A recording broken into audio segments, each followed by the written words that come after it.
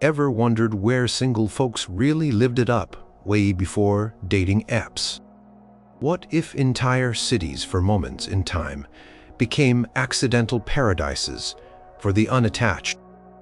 Could you imagine a world where being single was not just a phase, but a way of life for many, shaping the very streets they walk? What secrets do these historical hotspots hold about independence and the search for connection? Get ready to explore 10 places where history tells a surprising story about flying solo. Number 10. Amsterdam, Netherlands. The 17th century city where solo, sailors and independent women walked cobbled streets. Picture Amsterdam in the 1600s. It was not just about tulips and windmills. This was a city buzzing, a true global hub during what they call the Dutch Golden Age, a period stretching roughly from 1588 to 1672. What did this mean for someone who was not married? It meant a whole lot of possibilities. The city's wealth exploded thanks to trade, especially with the Dutch East India Company, or Volk, and the Dutch West India Company, known as Wick. Ships sailed in and out, carrying spices, silks, and people from all over the world. Think about that constant flow of new faces, new ideas. How could that not change the way people lived and loved or did not love? The sheer economic energy of Amsterdam created a powerful magnet. Thousands of people migrated to the city, looking for work, for a new life. In the year 1600, Amsterdam had about 50,000 inhabitants. By 1650, that number jumped to around 200,000. That is a fourfold increase in just 50 years. Many of these newcomers were young, and importantly, single. Men came to work on the docks, in shipbuilding, in the warehouses. Women came looking for domestic work, a chance to earn their own money in shops, or even in some craft guilds that were surprisingly, for the time, open to them. Imagine arriving in a city like that, full of bustle and opportunity, a far cry from a quiet village life where everyone knew your business. What about the social vibe? Amsterdam in the 17th century was known for a level of tolerance that was pretty rare in Europe back then. While it was by no means a free-for-all, there was a certain live and let-live attitude, partly because trade thrived on openness. This did not mean everyone approved of unconventional lifestyles, but the city was a patchwork of different faiths and nationalities. This diversity probably made it easier for single people to blend in, to find their own communities, or simply to be left alone if they chose. Did this tolerance extend to how people viewed unmarried individuals? The records suggest that while marriage was still the ideal for most, the practical realities of a port city, with many men away at sea for long periods, and many young people migrating for work, meant singlehood was a visible and accepted part of urban life. So, where did all these single folks live? It was not like today, with studio apartments everywhere. Many young workers, both men and women, lived as servants in wealthy households.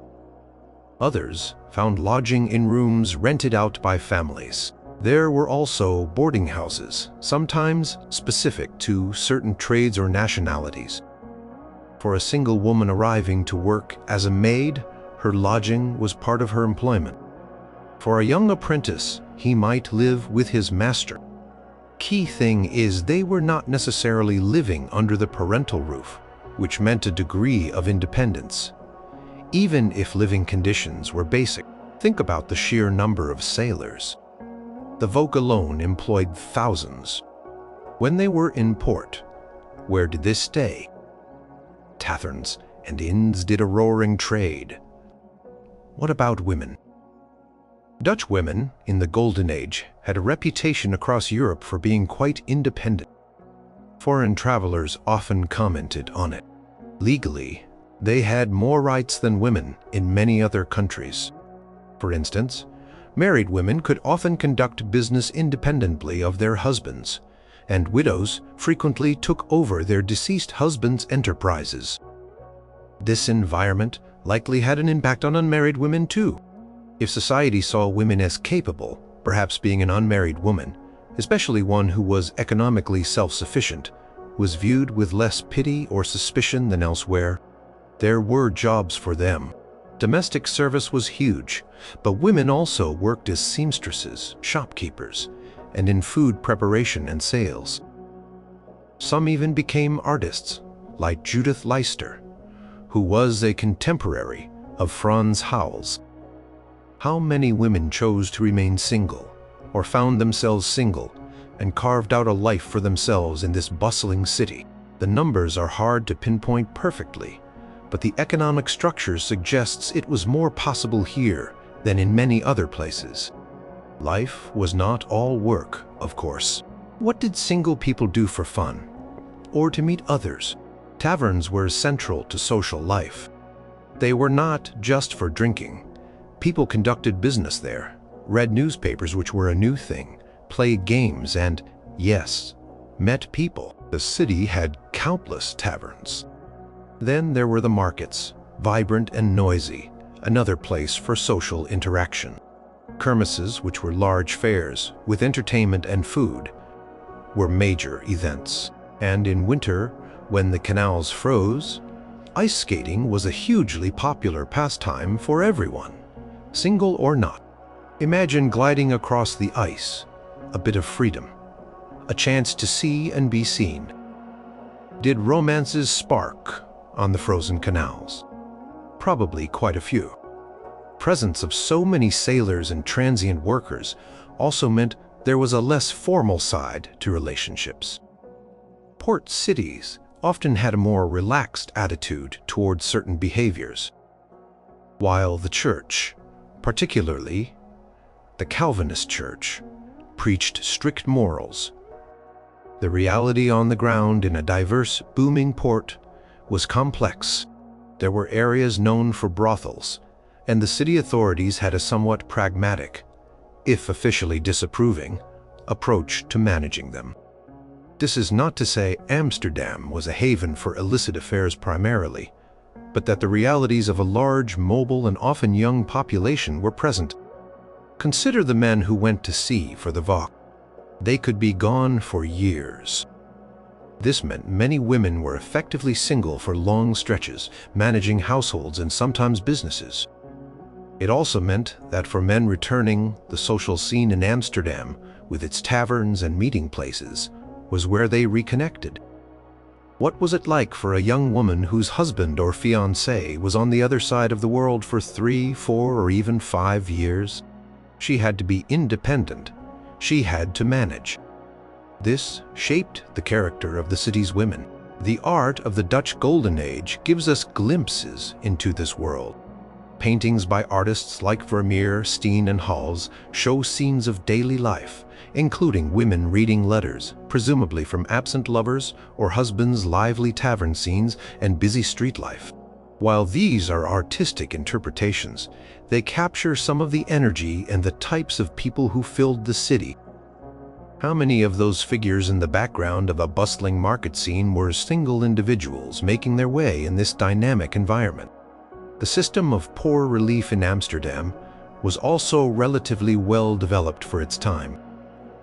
This meant that if a single person fell on hard times, there was at least some safety net, which might have made the prospect of living independently slightly less daunting. Guilds also sometimes provided support for their members, including those who were unmarried. So while marriage remained a central institution, the unique economic and social conditions of 17th century Amsterdam created a space where a significant number of people lived and worked as singles. The constant influx of migrants, the maritime economy with its absent sailors, the relative tolerance and the economic opportunities, especially for women compared to other parts of Europe, all contributed to this. It was not a city designed for singles, but its very nature made it a place where being single was a common and often viable way of life. What did a young woman from the countryside think when she first saw the crowded canals and grand houses, knowing she could earn her own wage here? What did a young man from a small town in Germany feel, stepping onto the docks, ready to seek his fortune? The city offered something powerful, a chance, and for many, that chance was pursued while they were unattached, shaping their lives and the city itself in ways we can still try to understand today. Number 9. Dawson City, Canada. Gold rush, fever, and a skewed social scene at the edge of the world. Imagine a place so remote, so wild, that just getting there was a life-threatening adventure. Now, imagine that place suddenly becoming one of the most famous spots on Earth, all because of gold. That was Dawson City in the Yukon Territory of Canada during the Klondike Gold Rush, which exploded in 1896 and peaked around 1898. What did this insane rush for riches mean for single people? It meant everything, because the vast majority of those who stampeded north were single, mostly men dreaming of striking it rich. The numbers themselves tell a crazy story. Before the gold strike, the area was sparsely populated by indigenous Han people and a few traders. Within 2 years, Dawson City mushroomed from a tiny settlement into a bustling town of perhaps 30,000 to 40,000 people at its height. Think about that. A city appearing almost overnight in the subarctic wilderness. And the gender balance, it was extreme. Men outnumbered women by a huge margin. Some estimates suggest that in the early days it might have been as high as 10 men to every 1 woman, or even more, in the gold fields themselves. What kind of social life does that create? For single men, Dawson City was a gamble in every sense. They had left behind families, jobs, and familiar lives, all for the chance of gold. Most of them were young, adventurous, and unattached. They lived in rough shacks, tents, or crowded log cabins. The work of mining gold was backbreaking, carried out in harsh conditions, with long, dark winters and short, intense summers. Loneliness was a constant companion for many, despite the crowded conditions. Mail from home took months to arrive, if it arrived at all. How did they cope? They formed partnerships for mining, shared living quarters for warmth and cost, and frequented the only places of entertainment, the saloons and dance halls. Ah, the saloons and dance halls.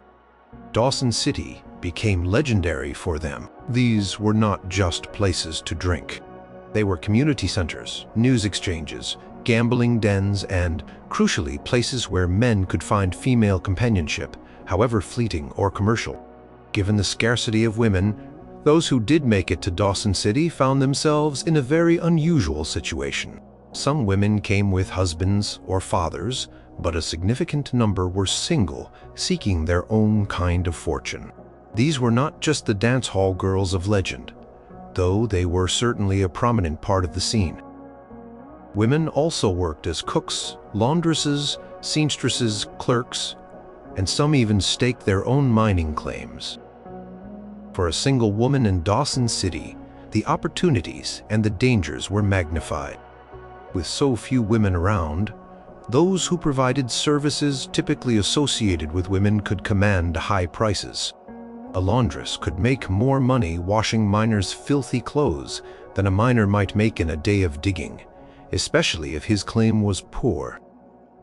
Entrepreneurs like Belinda Mulrooney became famous. She arrived with goods to sell, built hotels and businesses, and became one of the wealthiest figures of the Klondike. She was definitely single for a significant part of her rise. What did her success signal to other women who heard tales of the Klondike? The dance hall girls, or percentage women, are a complicated part of the Dawson City story. They worked in the saloons, dancing with miners who paid for the privilege. The women often earned a percentage of what the men spent on drinks and dance tickets. For many men, Starved of female company, this was the closest they got to a social interaction with a woman. For the women, it was a way to make a lot of money quickly in a high-cost environment, but it was also a hard and often precarious life. Were they simply exploited, or were some of them savvy entrepreneurs in their own right, navigating a male-dominated world on their own terms? The historical accounts show a mix. Some women saved their earnings, invested in property, or started other businesses. Others fell into debt, or suffered from the harsh conditions. Marriage was certainly not the primary goal for most people heading to the Klondike. Survival and wealth were. However, given the gender imbalance, any unattached woman who was interested in marriage had no shortage of suitors. The newspapers of the time sometimes carried advertisements from lonely miners seeking wives. What would it have been like to be one of the few respectable single women in town? Perhaps a nurse or a teacher. The social pressure and attention must have been intense. Cost of living in Dawson City was astronomical.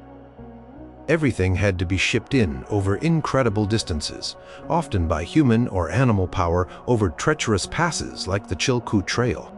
A simple meal could cost a fortune. This meant that even if you were not mining, just living there required a good income. This pressure to earn money quickly shaped the lives of everyone, single or not. But for those on their own, the stakes were even higher. There was no family farm to go back to if things went wrong. The social structure was very fluid. Fortunes were made and lost overnight. Someone who was a nobody one day could be rich the next, and vice versa.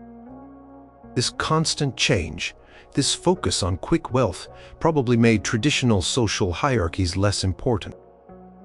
It was a place where your past mattered less than your present ability to work or your luck. Did this create a more democratic social scene for singles, where connections were based on immediate circumstances rather than family background? By 1899, the gold rush was already starting to fade, as news of new gold strikes in Nome, Alaska, drew away many of the prospectors.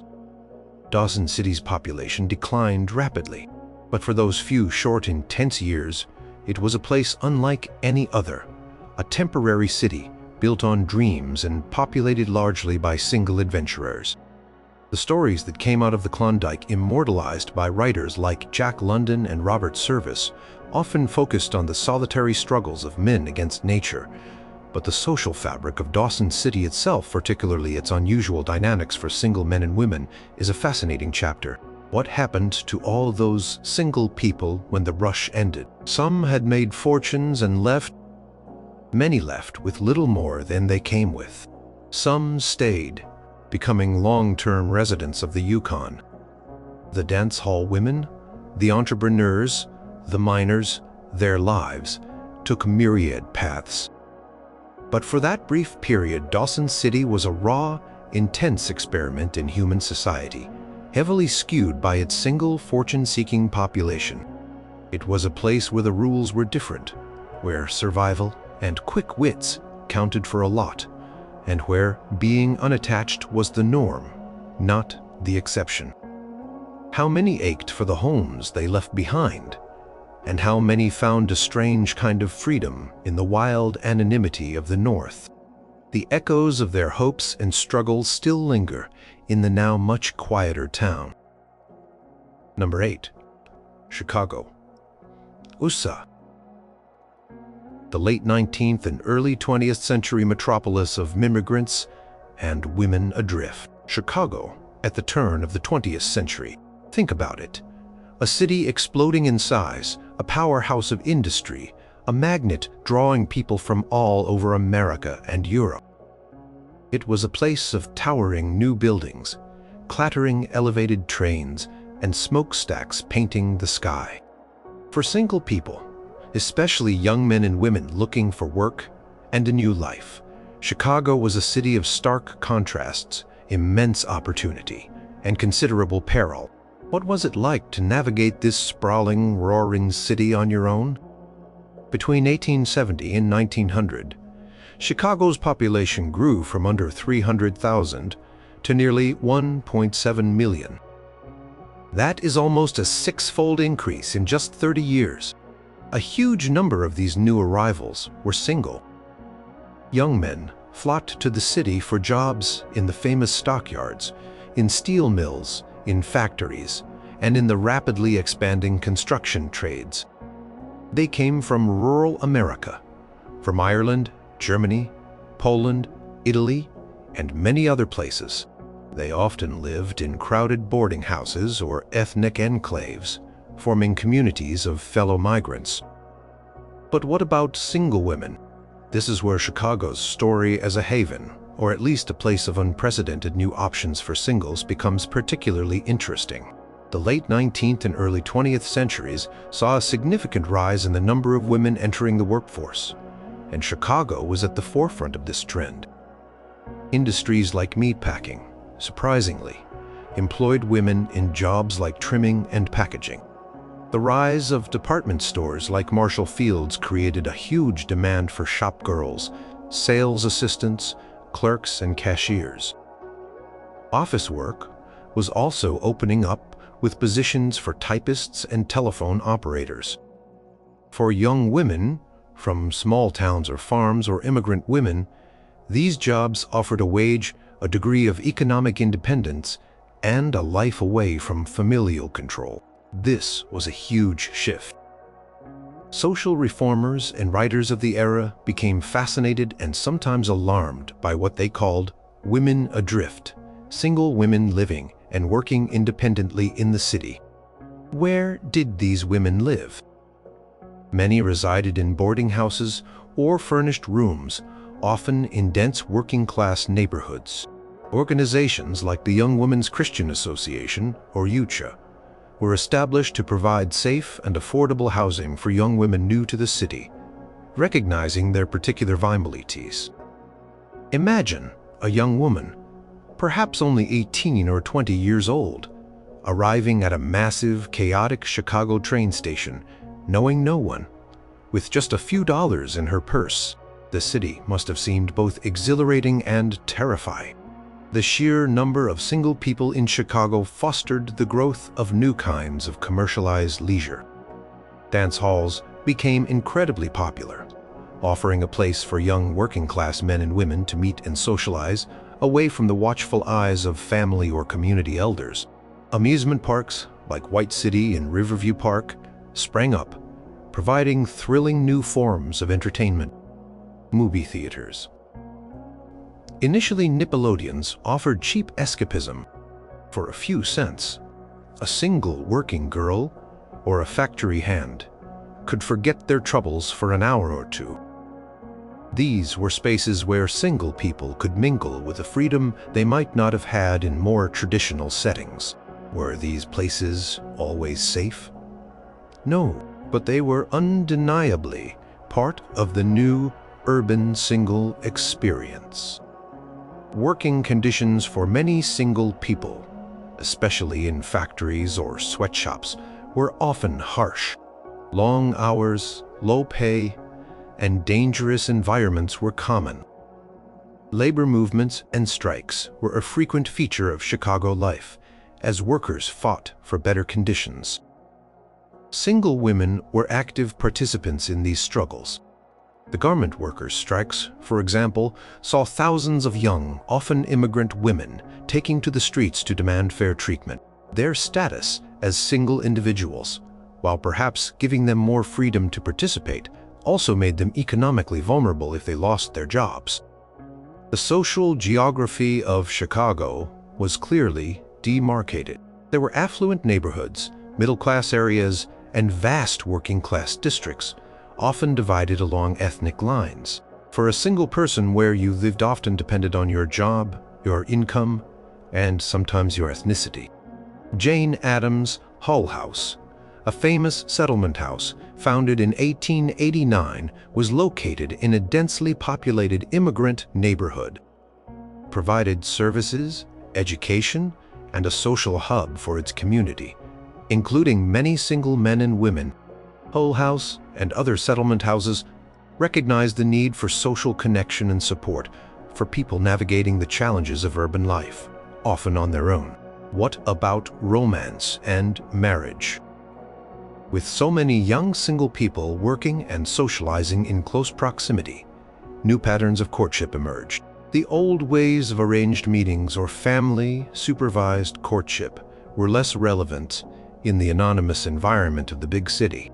Young people met at work, in dance halls, at amusement parks, or through friends.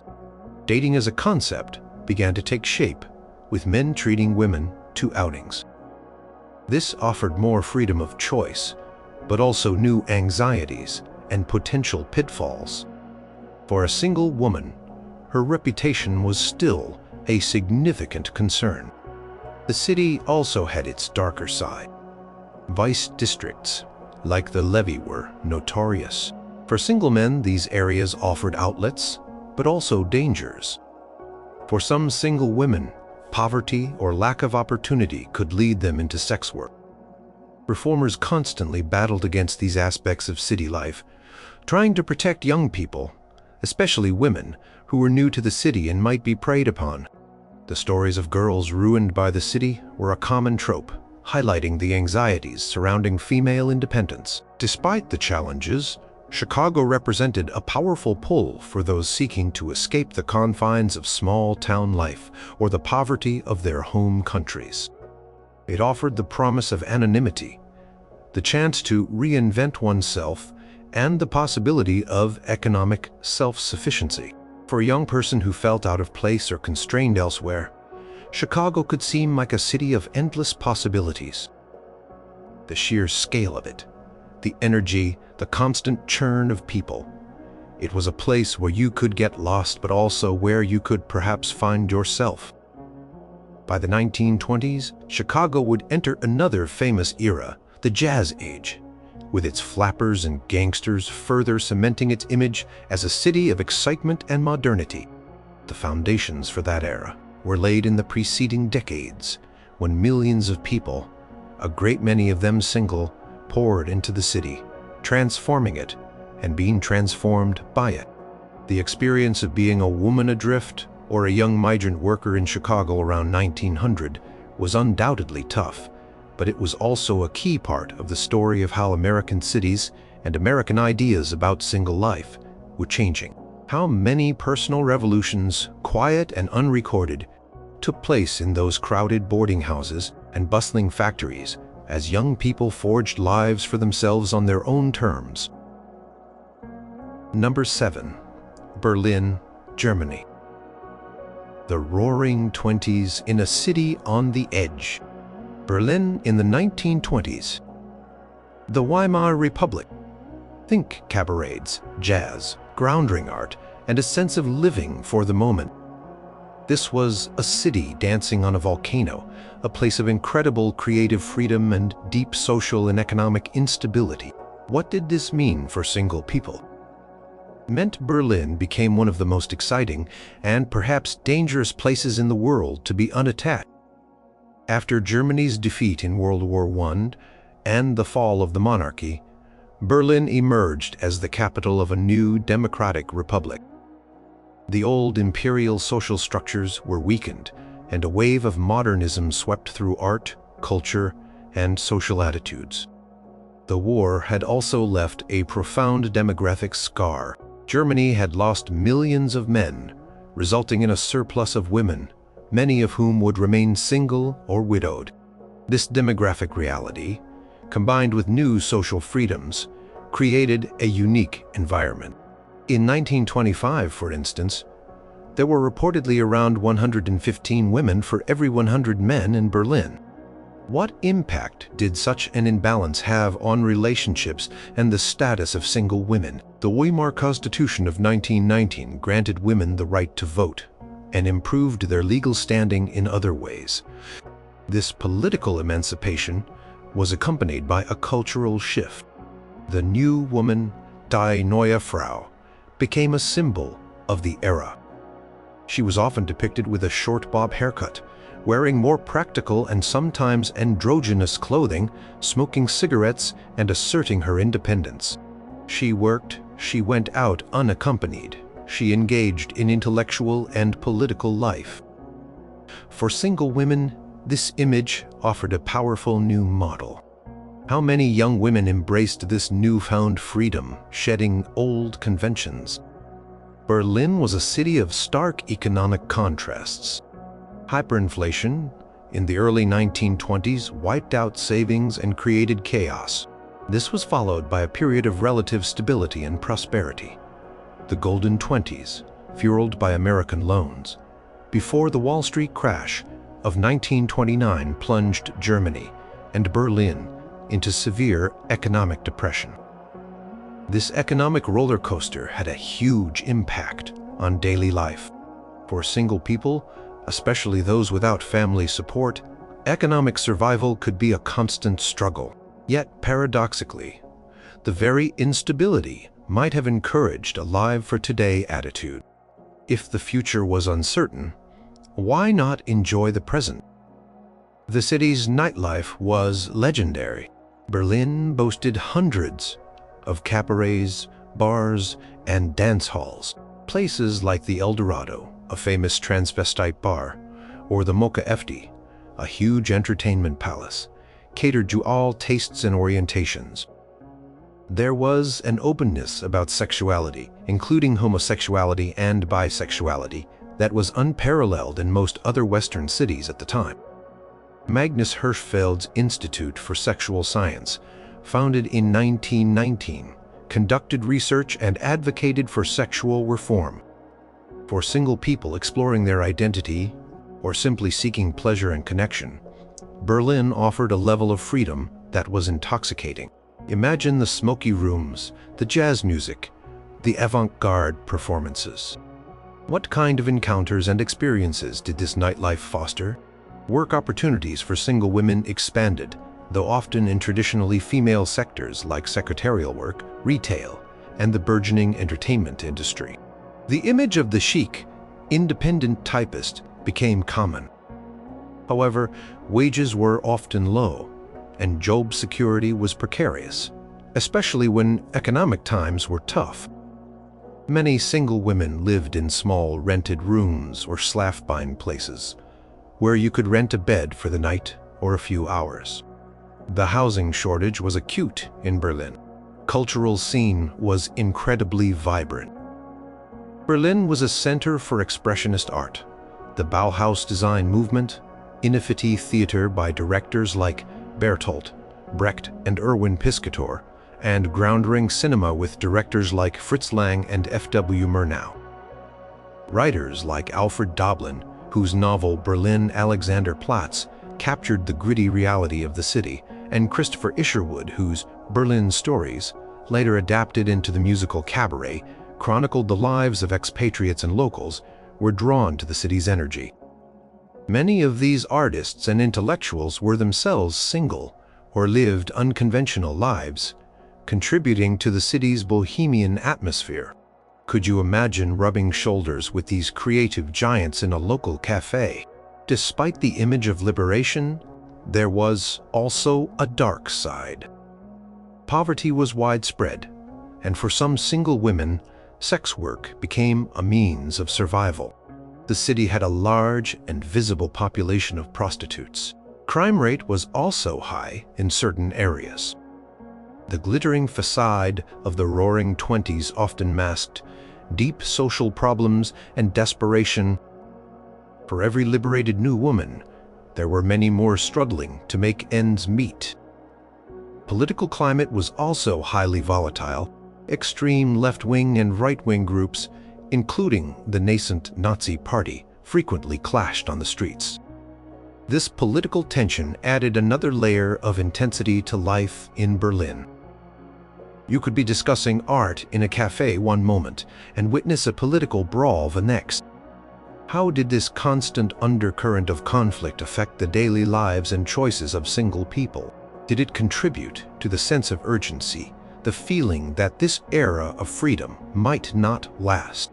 For expatriates, Berlin was a cheap and exciting place to live. Artists, writers, and adventurers from Britain, America, and elsewhere flocked to the city, drawn by its reputation for tolerance and creativity.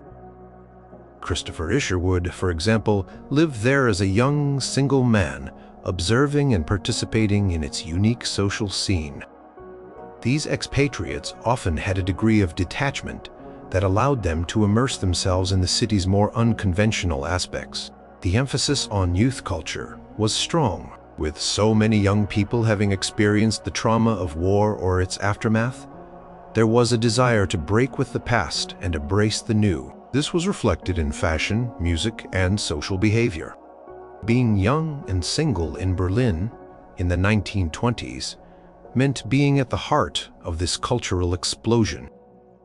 However, this period of extraordinary freedom was tragically short-lived. The economic crisis that began in 1929 fueled the rise of extremism, and in 1933, the Nazis came to power. They swiftly dismantled the Weimar Republic's democratic freedoms, persecuted minorities, and suppressed the vibrant cultural scene that had defined 1920s Berlin. Cabarets were closed, books were burned, and artists and intellectuals were forced into exile or worse. The haven for unconventional singles, the city of sexual openness and artistic experimentation, was brutally extinguished. What did those who had tasted that freedom feel as the lights went out across Berlin? The memory of Weimar Berlin, however, continued to fascinate and inspire, a testament to a time when, for a brief, dazzling moment, a city allowed so many to live and love on their own terms.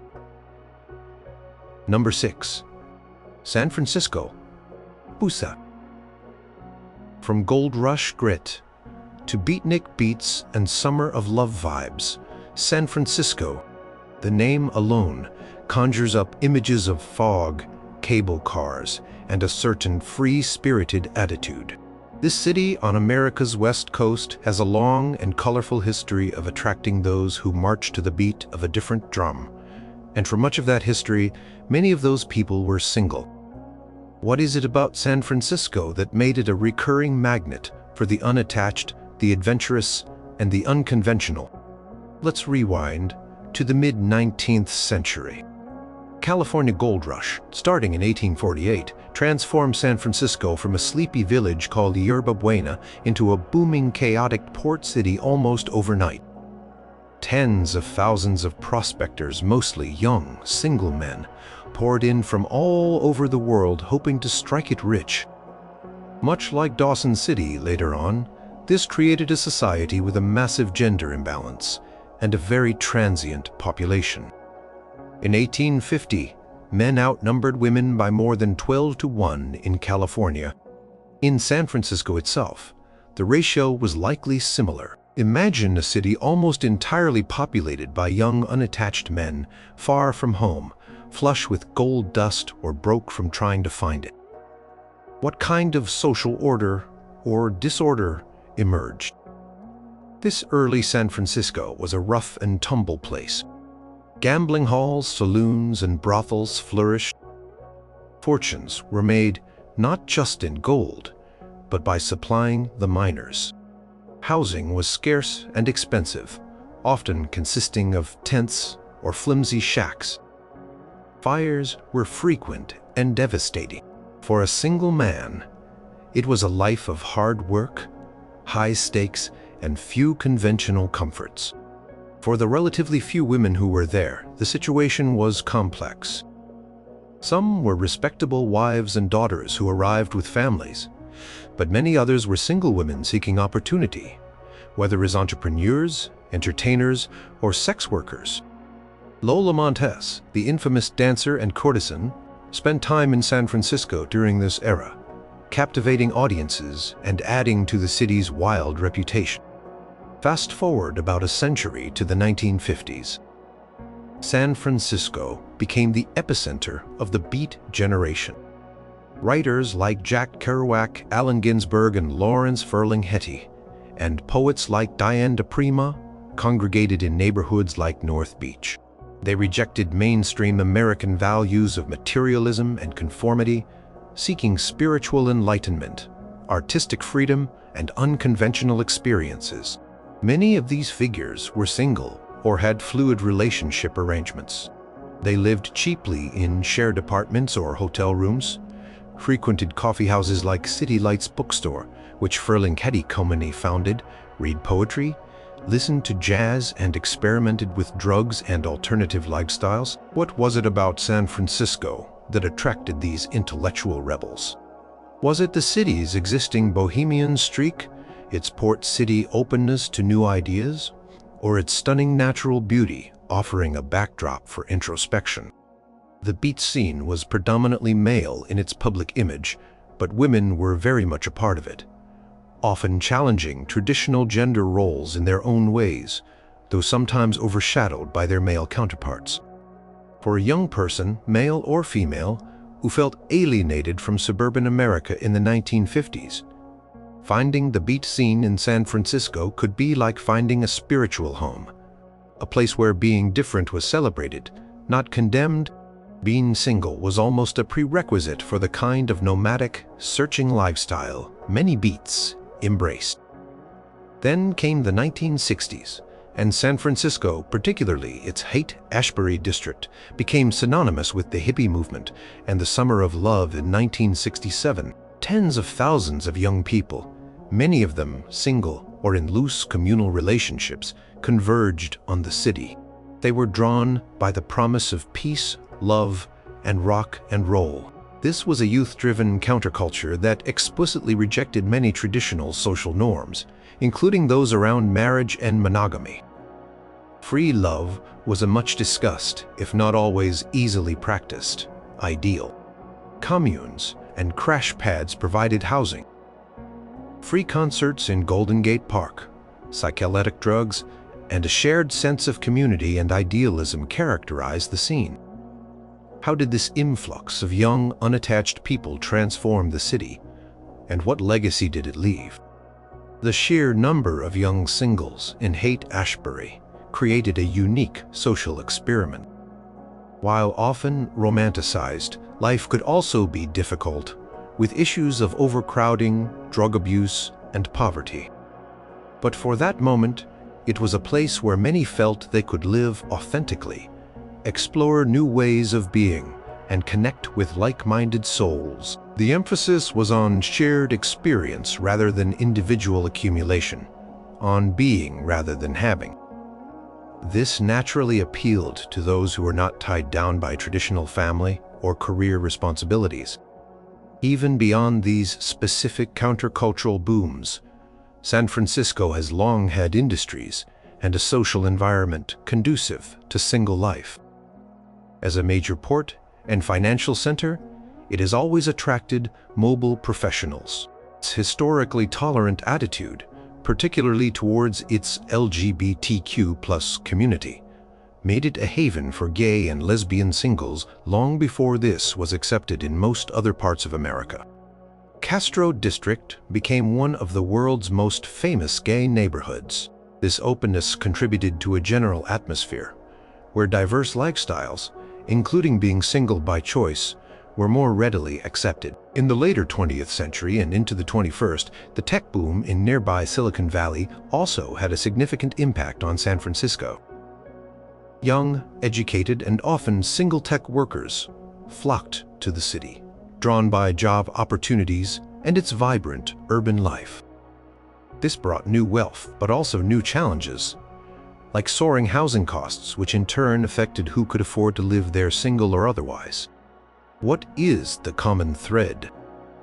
Perhaps it is San Francisco's position on the edge of the continent, a place where people have historically come to reinvent themselves or to escape the constraints of more traditional societies. Its stunning natural setting between the bay and the ocean has always inspired a sense of freedom and possibility.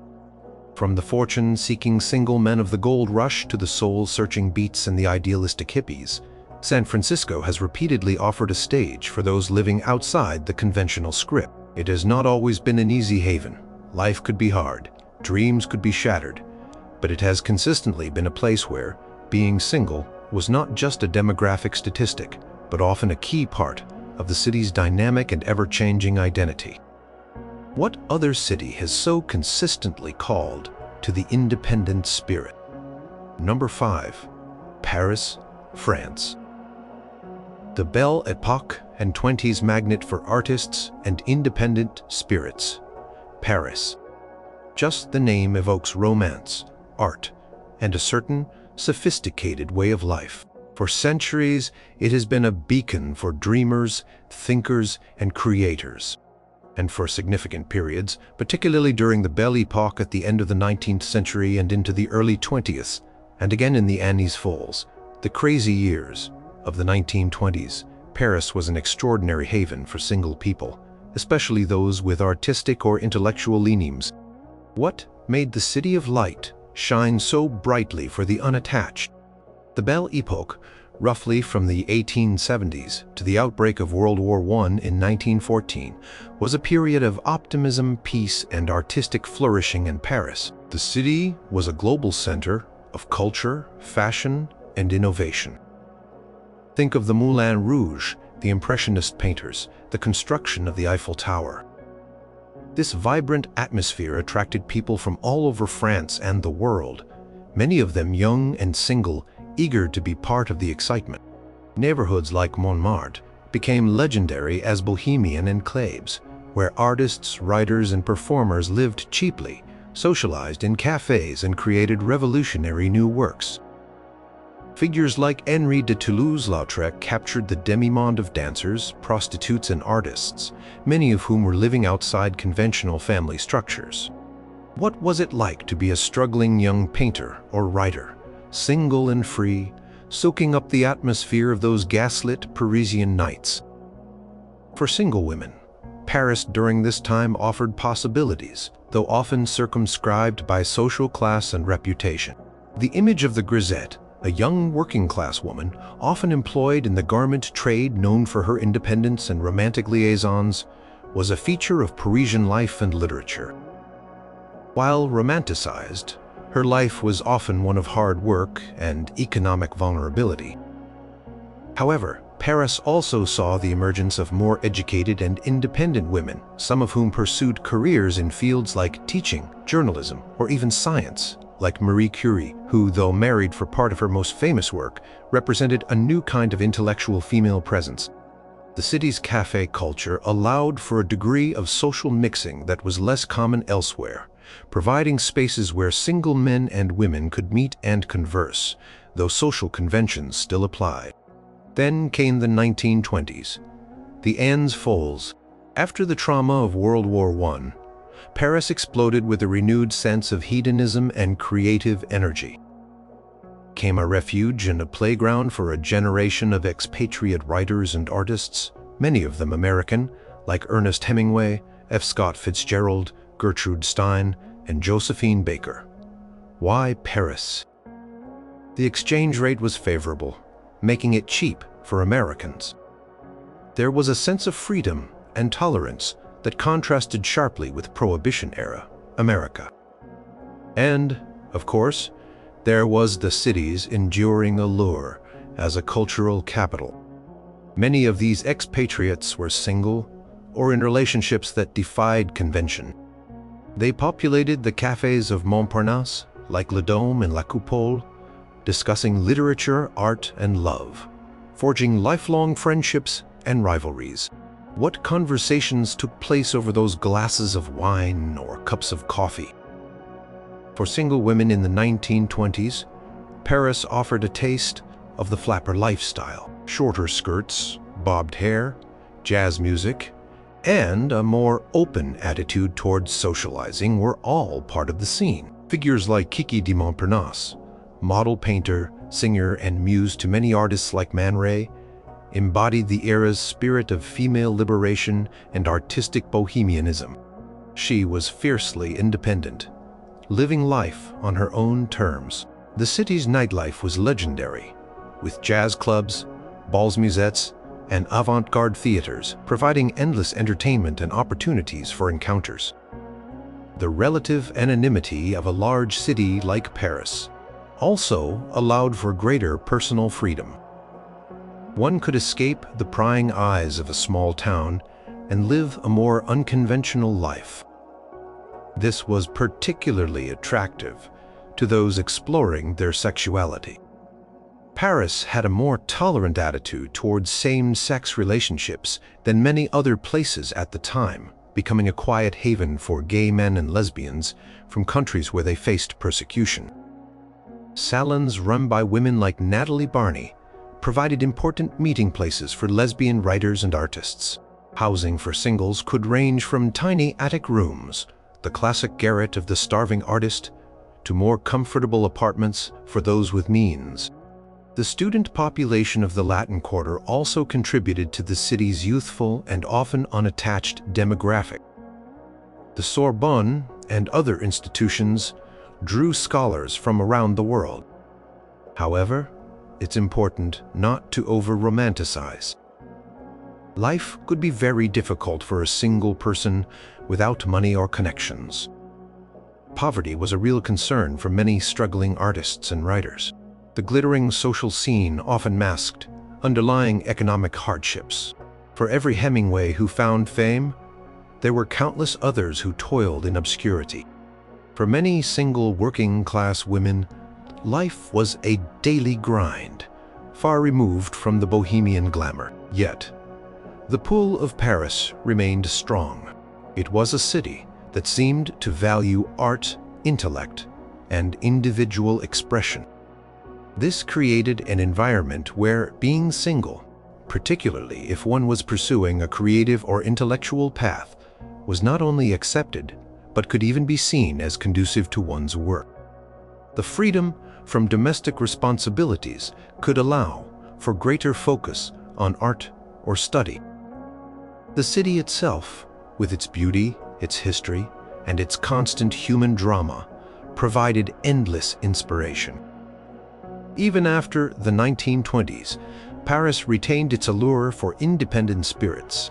Think of the existentialists like Jean-Paul Sartre and Simone de Beauvoir in the post-World War II era, holding court in the cafes of Saint-Germain-des-Prés.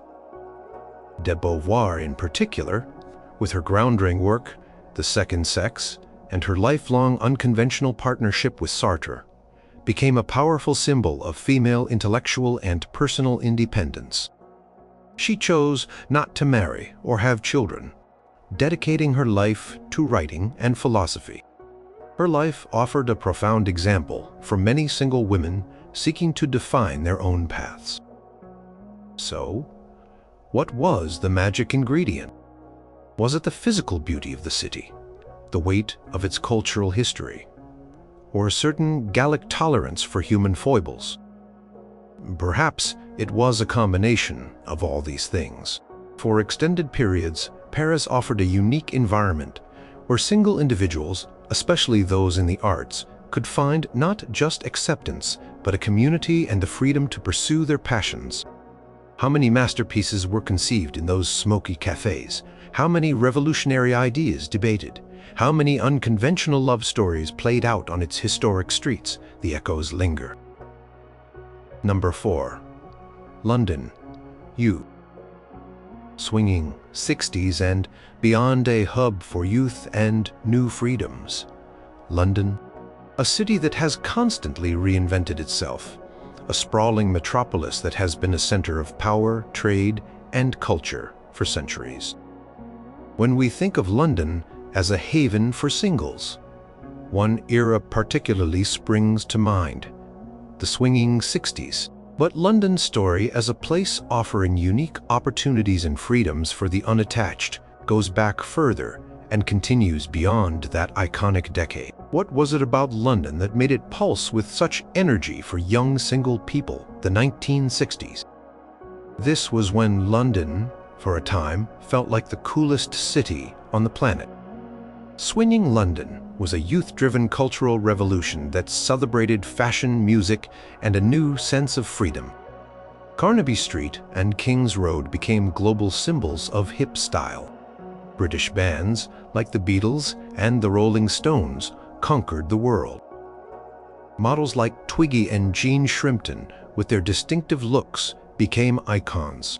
There was an explosion of creativity in art, design, and photography. What fueled this? Post-war generation coming of age, greater affluence for some, and a general questioning of old social norms. For young single people, London in the 60s was the place to be. They flocked to the city from other parts of Britain and from overseas, drawn by the excitement and the sense of possibility. New boutiques, record stores, and coffee bars catered to their tastes.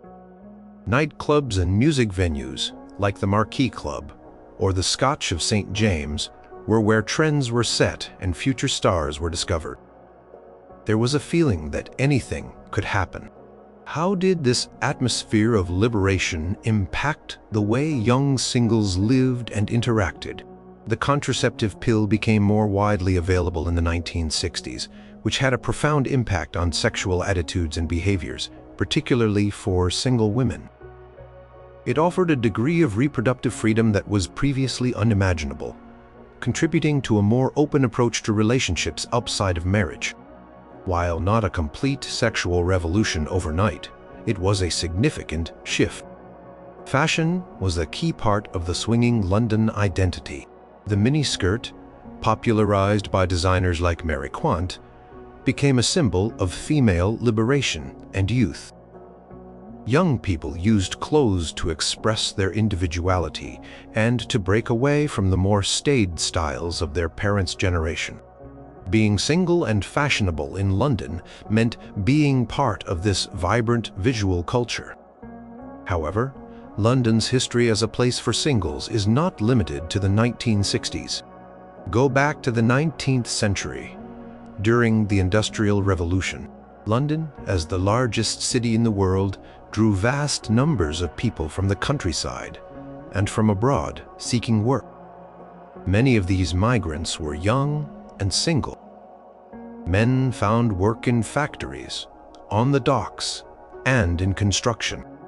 Single women found employment in domestic service, a huge employer, as well as in textile factories, workshops, and the growing retail sector. Much like Chicago, London had its population of women adrift, navigating the opportunities and dangers of a massive, impersonal city.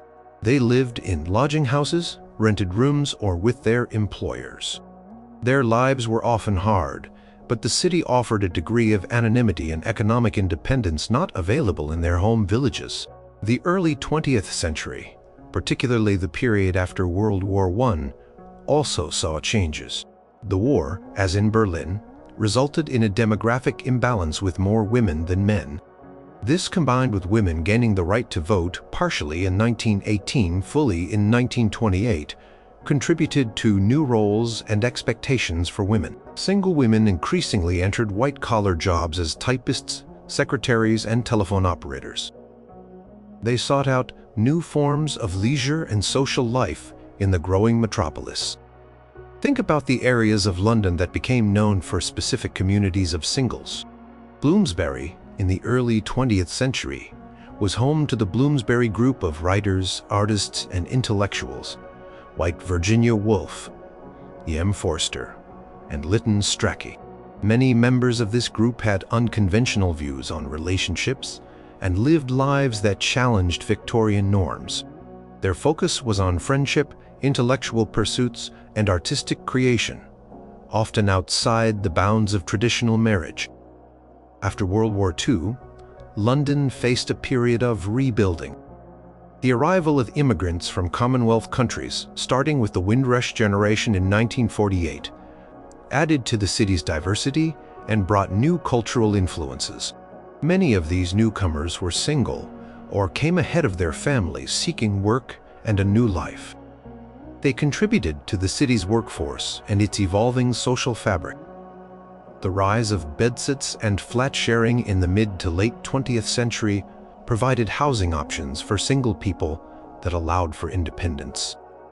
Areas like Earl's Court became known for their transient populations of young people from Australia, New Zealand, and South Africa on working holidays, creating a lively international singles scene.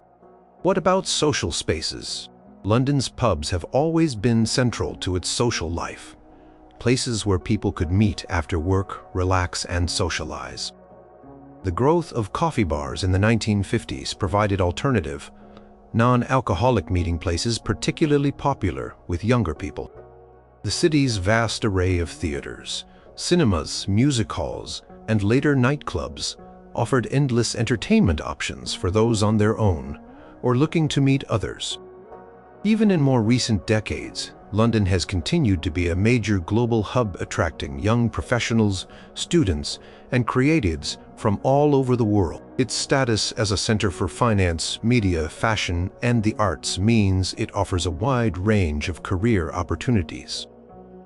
While the cost of living, particularly housing, is a significant challenge, the city's dynamism and diversity remain a powerful draw for single people.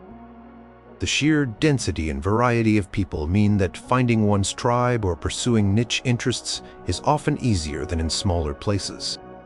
Of course, life for a single person in London, at any point in history, was not without its challenges. Loneliness could be a problem in such a large and sometimes anonymous city. Economic insecurity was a reality for many. And while London offered freedoms, it also had its share of social judgment and dangers. But the recurring theme is one of opportunity and reinvention. Whether it was a young woman in the 1890s leaving domestic service to try her luck as a shop assistant, an aspiring musician in the 1960s hoping to get a gig in Soho, or a young tech graduate in the 2000s moving to the city for a startup job, London has offered a stage for single individuals to pursue their dreams and forge their own paths. The city's constant flux, its blend of tradition and modernity, and its sheer scale have created a unique environment where being single has often been a common, vibrant, and dynamic way of life. How many millions of individual stories of independence have unfolded within its sprawling embrace? Number 3. Ancient Rome, Italy. A world of citizens, slaves, and surprising single paths. Ancient Rome, a civilization that dominated the Mediterranean world for centuries, leaving an indelible mark on law, language, architecture, and culture. When we think of Roman society, images of powerful emperors, disciplined legions, and grand families often come to mind. What about single people in this ancient metropolis? Was there a place for the unattached in a society that so heavily emphasized lineage and civic duty through family? The answer is complex and reveals some surprising aspects of Roman life. First, it is important to understand that single in ancient Rome did not mean the same thing as it does today. Marriage was a cornerstone of Roman society, crucial for producing legitimate heirs to continue the family line and for passing on property. There was significant social and even legal pressure to marry, especially for the upper classes. Emperor Augustus, for example, introduced laws in 18 BC and Ad 9, the Lex Julia et Poppaea, that penalized unmarried and childless adults of a certain age and status, while rewarding those who married and had children. Why would an emperor care so much? He was concerned about declining birth rates among the Roman elite and wanted to encourage the traditional family structure. Despite this pressure, not everyone was married. There were various categories of people who might be considered single for at least parts of their lives. Soldiers in the Roman legions, for instance, were legally forbidden to marry while in active service, a period that could last for 20 to 25 years. Given the size of the Roman army, hundreds of thousands of men at its peak, this created a substantial population of legally single men. Of course, many formed informal relationships and had children, but they could not legally marry until they were discharged. What did this mean for social dynamics? In frontier towns or near military camps? Then there were slaves. Slavery was a massive institution in Rome. Slaves had no legal right to marry. While they often formed long-term unions and had families, these were not recognized by Roman law as marriages, and families could be broken up by sale. A huge proportion of the population of the city of Rome, perhaps as much as a third or more at certain times, was enslaved. Many of these individuals were, in a legal sense, permanently single. What about free Roman citizens who chose not to marry, or who were widowed or divorced? Widows, especially those who were wealthy and past childbearing age, often enjoyed considerable independence. They could control their own property and manage their own affairs. Some chose not to remarry, preferring the autonomy that widowhood afforded them. Divorce was also relatively common and straightforward for the upper classes, meaning individuals might find themselves single again after a marriage ended. For men of the elite who delayed marriage or remained bachelors, there were social outlets. They could have relationships with courtesans, concubines, or slave women, often without significant social stigma, though such relationships did not have the legal status of marriage. Roman literature, from poets like Catullus and Ovid, is full of references to love affairs outside of marriage, suggesting a complex world of relationships beyond the formal family unit. In the bustling city of Rome itself, which may have had a population of around 1 million people at its height, there was a degree of anonymity that might have allowed for more diverse lifestyles than in smaller towns. The city was incredibly cosmopolitan, with people from all corners of the empire. There were numerous insulae multi-story apartment blocks, where many ordinary Romans lived. While conditions were often crowded and basic, these living arrangements might have offered a degree of independence for individuals not living within a traditional family household. Imagine the teeming streets, the markets, the public baths, the theaters, and the Colosseum. These were all spaces where people from different walks of life, single or otherwise, mingled. Certain professions were also associated with a single or less conventional lifestyle. Actors and gladiators, for example, often had a marginal social status, but were also figures of popular fascination. Vestal virgins were a unique group, priestesses of the goddess Vesta, who took a 30-year vow of celibacy. They were highly respected and enjoyed certain privileges, but their lives were dedicated to religious duty, a very specific form of single life. What about opportunities for single women beyond the elite or specific religious roles?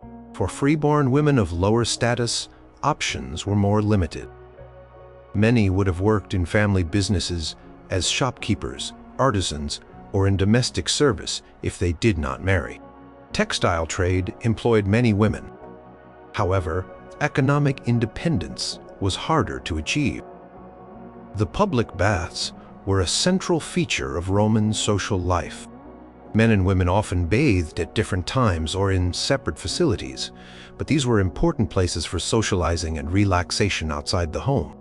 Did single people meet and interact there? It seems likely. It is crucial not to impose modern ideas of romantic love or individual fulfillment onto Roman society. Marriage was often a strategic alliance, a way of consolidating wealth and power or ensuring the continuation of the family cult. However, personal affection and companionship were also valued, as letters and epitaphs from the period show. So was ancient Rome a haven for singles. Not in the modern sense of a place that celebrated or explicitly catered to individual independence. The societal ideal was definitely marriage and family. However, the realities of a vast empire with a large military, a huge slave population, and a complex urban society meant that a significant number of people lived outside of formal marriage for various reasons and for varying lengths of time. For some, like wealthy widows or men whose careers precluded early marriage, there could be a degree of autonomy.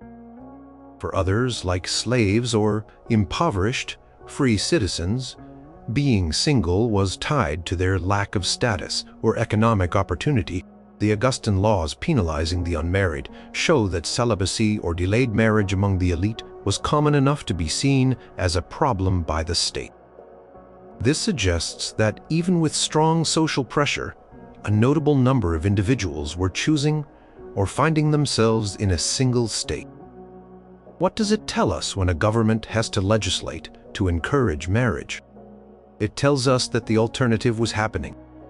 Ancient Rome, therefore, presents a fascinating case, a society that officially championed family above all, yet whose very structure and scale created spaces and circumstances where many lived unattached lives, whether by choice, by law, or by fate. Number 2. New York City, USA. Perennial metropolis for dreamers and doers, flying solo, New York City.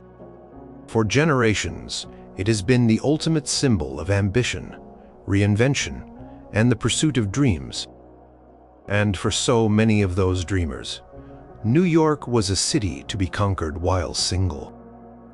From the late 19th century through the Roaring '20s, the post-World War II boom, the edgy '70s and '80s, and into the modern era, New York has consistently been a place where being unattached was not just common, but often a defining part of the experience.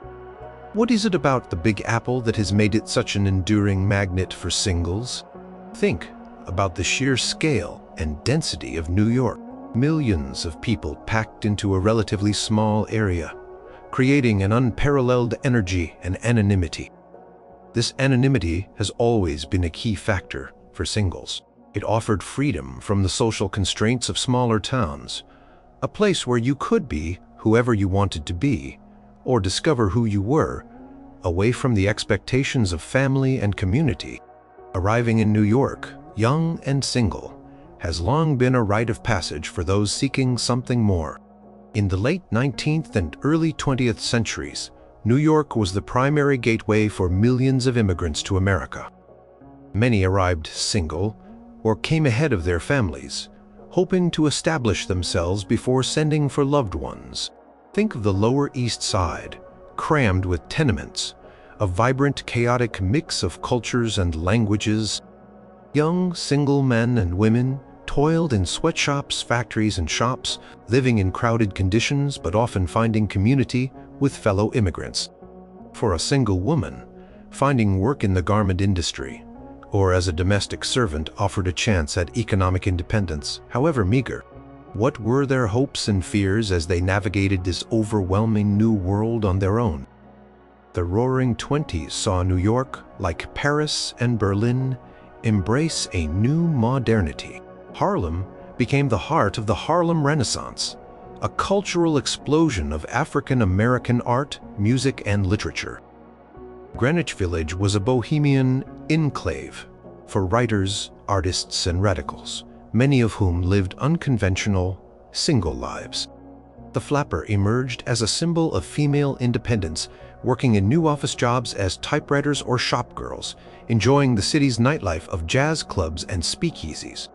Dorothy Parker, with her witty observations on urban life and romance, captured the spirit of the single woman navigating this era. How many single women saw themselves in her sharply drawn characters? The period after World War II brought new waves of people to New York.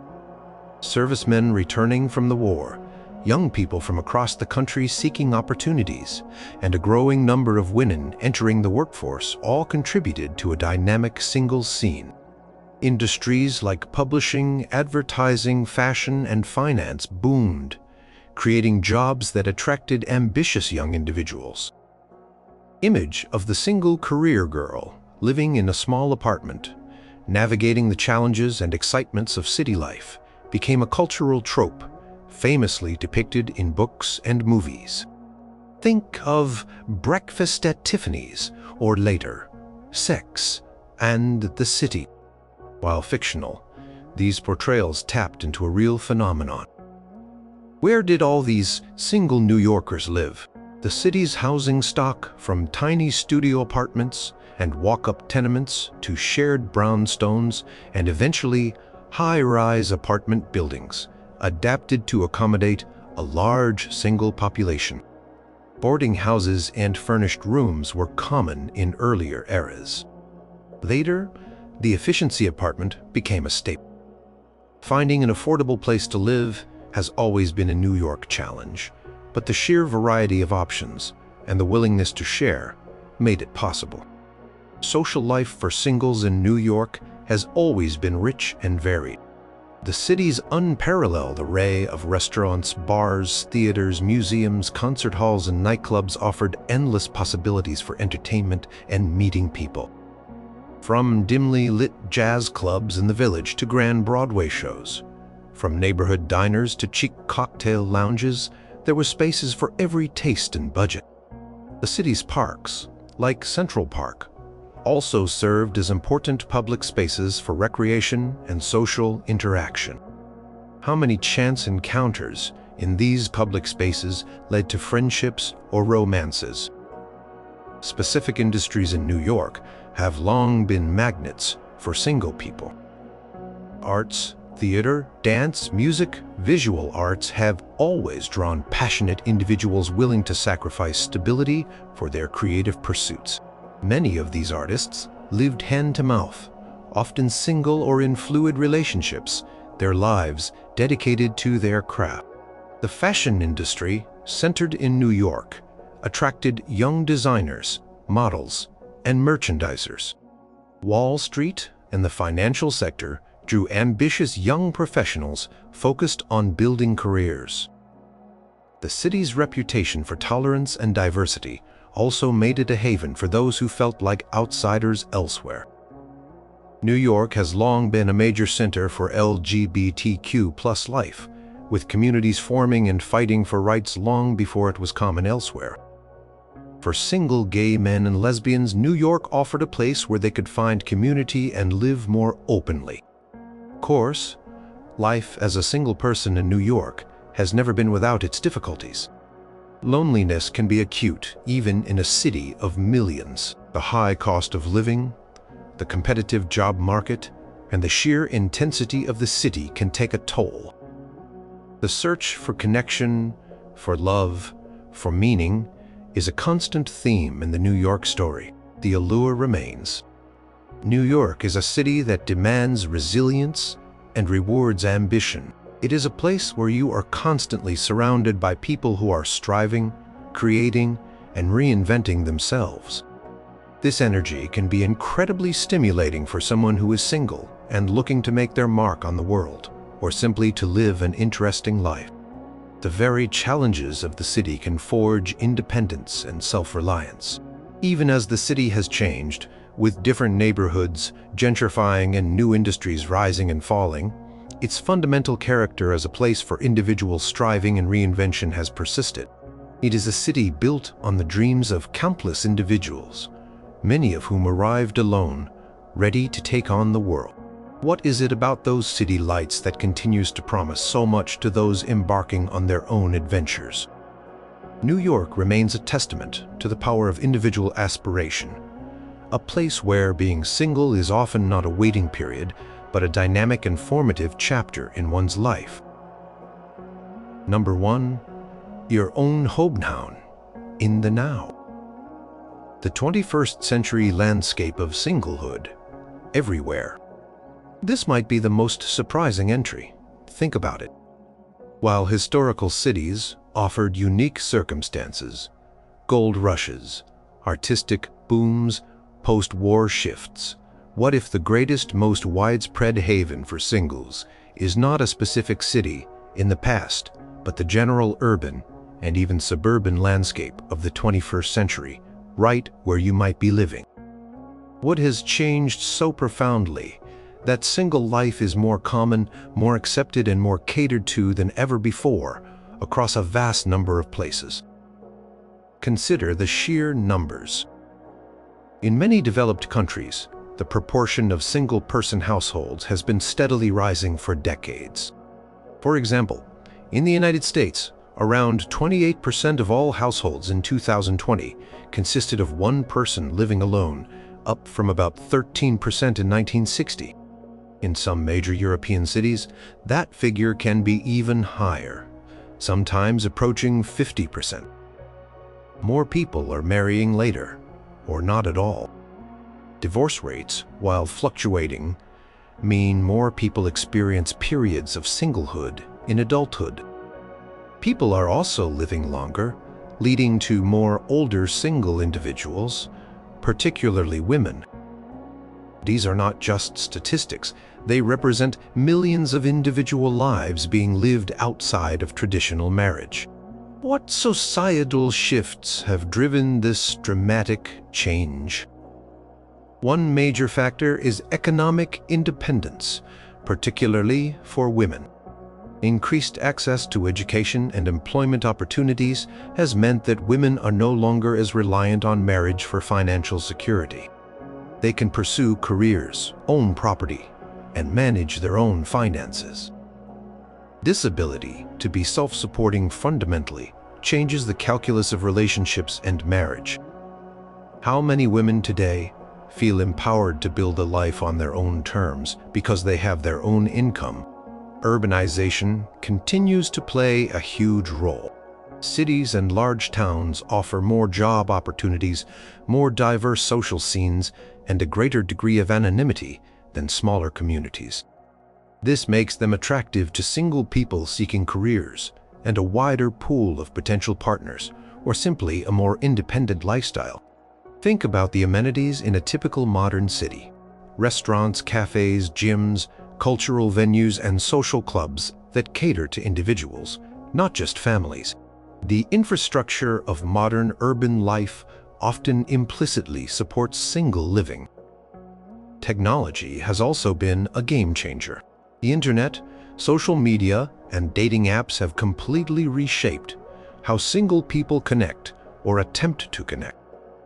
While these tools come with their own set of complexities and frustrations, they offer ways to meet people outside of traditional social circles based on shared interests or proximity.